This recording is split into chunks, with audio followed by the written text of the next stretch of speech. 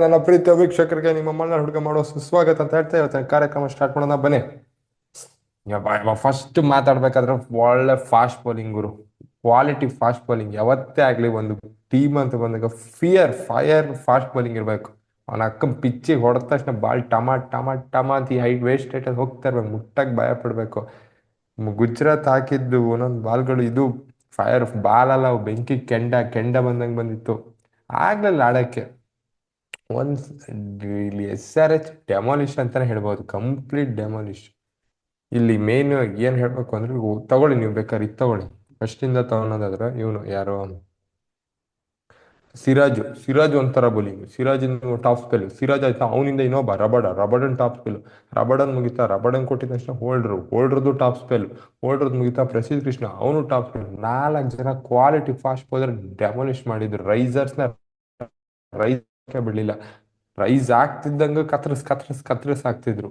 Quality fast ಈ ತರ ಪಿಚ್ಗಳು ಕೊಡಿ. ಇದು ಒಳ್ಳೆ ಪಿಚ್. SRH ಡಬಾಕ್ ನನ್ನ ಮಕ್ಳು ಆಡ್ಲಿಲ್ಲ. ನನ್ನ ಮಕ್ಳಿಗೆ 6 ಹೊಡೆದ್ ಬಿಟ್ರೆ ಏನು ಬರಲ್ಲ. ಇಂಥ ಪಿಚ್ಗಳಲ್ಲಿ ಆಡ್ ಗೆಲ್ಬೇಕು ಅವರು. ಫಸ್ಟ್ GT ಬ್ಯಾಟಿಂಗ್ ಬಂದಿ ಗೊತ್ತಾಯ್ತು ಅವ್ರಿಗೆ, ಪಿಚ್ಚಲ್ಲಿ ಸ್ವಲ್ಪ ಕಷ್ಟ. ಯಾವಾಗ ಗಿಲ್ಲು ಬಟ್ಲರ್ ವಿಕೆಟ್ ಹೋಯ್ತು ಅಲ್ಲಿ ಅವ್ರನ್ನೂ ತಗೊಳ್ಳಿ ನೋಡಿ. ಫಾಸ್ಟ್ ಬಾಲಿಂಗ್ ಇವತ್ತು ಸಾಕಿಬ್ ಹುಸೇನ್ ಚೆನ್ನಾಗಿ ಮಾಡಿದ್ರು, ಪ್ರಫುಲ್ ಹಿಂಗೆ, ಪ್ಯಾಟ್ ಕಮಿನ್ಸ್, ಇಶಾನ್ ಮಾಲಿಂಗನು ಓಕೆ ವಿಕೆಟ್ ಸಿಗಲಿಲ್ಲ, ಬಟ್ ಎಲ್ಲರೂ ಪಾರ್ಟಿಗೆ ಬಂದ್ರು ಫಾಸ್ಟ್ ಬೌಲರ್ ಸ್ವಲ್ಪ ಮಟ್ಟಿಗೆ. ಸ್ಪಿನ್ನರ್ಸ್ಗೆ ಇವತ್ತು ಕೆಲಸನೇ ಇಲ್ಲ ಆಗೋರು. ಸ್ಪಿನ್ನರ್ ವೇಸ್ಟ್, ಅವರು ಆಡ್ತಿಲ್ಲ, ಇವ್ರಿಗೆ ಚಾನ್ಸ್ ಬಿಡಿ. ಇವ್ರು ಫಾಸ್ಟ್ ಬೌಲರ್ಸೇ ಹೆಲ್ಪ್ ಮಾಡಿಕೊಟ್ಟಿದ್ದು ಗುಜರಾತಿಗೆ, ಹಂಗಾಗಿ ಅಷ್ಟು ಬರಲ್ಲ. ಮೇನ್ ಇನ್ನೊಂದು ಏನು ಹೇಳ್ಬೇಕು ಅಂದ್ರೆ ಗುಜರಾತ್ ಬಗ್ಗೆ, ಅವ್ರಿಗೆ ಫಾಸ್ಟ್ ಬೌಲಿಂಗ್ ಅವ್ರ ಸ್ಟ್ರೆಂತ್. ಒಬ್ಬೊಬ್ನು ಕ್ವಾಲಿಟಿ, ಇಂಡಿಯನ್ ಇಬ್ರು ಕ್ವಾಲಿಟಿ, ಇಬ್ರು ಟೆಸ್ಟ್ ಆಡ್ತಾರೆ. ODI ಆಡೋ ಪ್ರಸಿದ್ಧ ಕೃಷ್ಣ, ಸಿರಾಜ್ ಇದ್ದಾರೆ. ರಬಾಡ ವೆಸ್ಟ್ ಇಂಡೀಸ್ ಮೇನ್ ಆಡೋ ಹೋಲ್ಡ್ರು, ಅದು ಅವ್ರಿಗೆ ಮೇನ್ ಅಡ್ವಾಂಟೇಜ್. ಈಗ ನೋಡಿ GT ಬ್ಯಾಟಿಂಗ್ ನೋಡಿ, ಇಬ್ರು ತಮಿಳ್ನಾಡಿನ ಹುಡುಗರು ಇಲ್ಲಿ GTಗೆ ಬ್ಯಾಟಿಂಗ್ ಎಲ್ಲ ಅದರ ಸ್ತಂಭ ಹಂಗಿದ್ರು.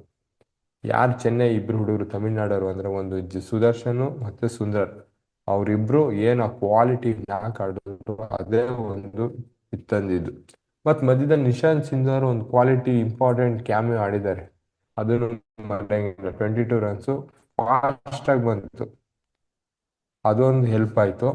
ಬಟ್ ಇನ್ನೇನು ಅಂದ್ರೆ SRH ಇನ್ನೂ ಚೂರು ಕಮ್ಮಿ ಕಟ್ ಹಾಕ್ಬೋದಿತ್ತು. ಯಾಕೆಂದ್ರೆ ಮೇನ್ ಗಿಲ್ನ ಮತ್ತೆ ಇವ್ರನ್ನ ಬಟ್ಲರ್ನ ಬೇಗ ಔಟ್ ಮಾಡಿದ್ರು.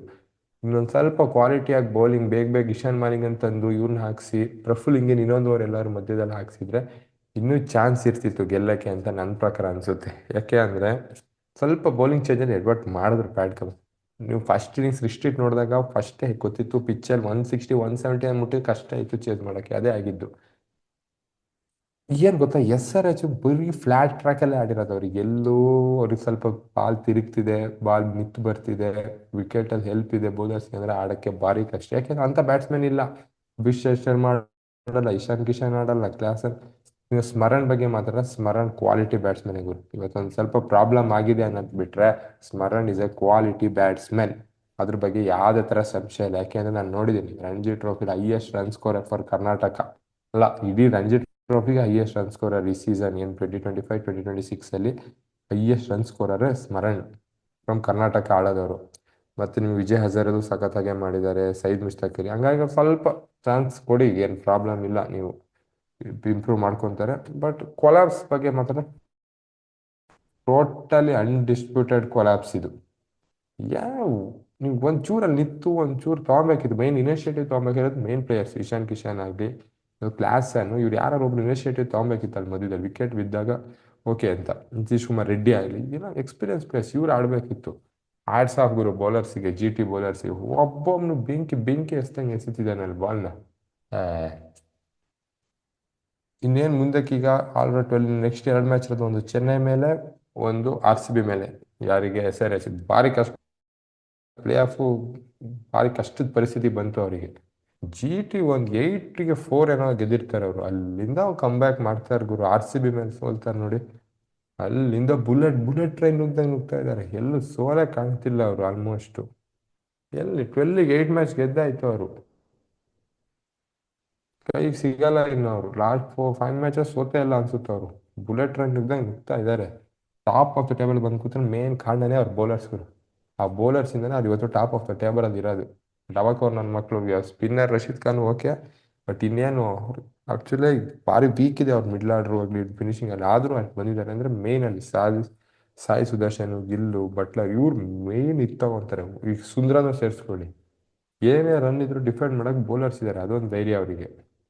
ಪವರ್ ಪ್ಲೇಲೆ ನಿಮಗೆ ಸಿರಾಜ್ ರಾಪಡ್ 6 ಓವರ್ ಹಾಕ್ತಾರೆ, 3 ಅವನು 3 ಇವನು, ಅಲ್ಲೇ ಗೇಮ್ ಆಲ್ಮೋಸ್ಟ್ ಬಂದಾಗುತ್ತೆ. ಇನ್ನೇನೋ ನಡಿ ಪ್ರಸಿದ್ಧ ಕೃಷ್ಣ, ಜೇಸನ್ ಹೋಲ್ಡರ್ ಇದ್ದಾರೆ, ಅರ್ಷದ್ ಖಾನ್ ಮೇಲೆ ಟ್ರೈ ಮಾಡ್ಬೋದು, ರಶೀದ್ ಖಾನ್, ಇವರೆಲ್ಲ ಸೇರಿ ಒಂದು 14 ಓವರ್ 12 ಓವರ್ ಹಾಕ್ತಾರೆ. ಮತ್ತೆ ಮಧ್ಯದಲ್ಲಿ 1 ಓವರ್ ರನ್ ಲೀಕ್ ಹಾಕ್ತಾರೆ, ರಬಡ ಸಿರಾಜ್ ತರ್ಬೋದು. 8 ಓವರ್ ಕ್ವಾಲಿಟಿ ಬೌಲಿಂಗ್. ಇನ್ನು ಕ್ವಾಲಿಟಿ 4 ಓವರ್ ರಶೀದ್ ಖಾನ್ ಇದೆ.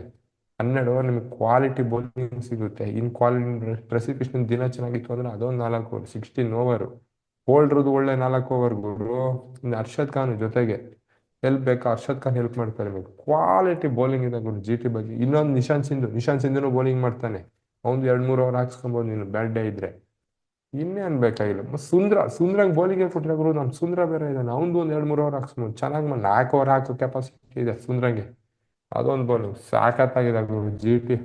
ಒಳ್ಳೆ ಡಾಮಿನೇಟಿಂಗ್ ಸೈಡ್ ಆಗಿ ಕಾಣ್ತಾ ಇದ್ದಾರೆ ಜಿ ಟಿ, ಅದ್ರ ಬಗ್ಗೆ ಮಾತಾಡಂಗಿಲ್ಲ.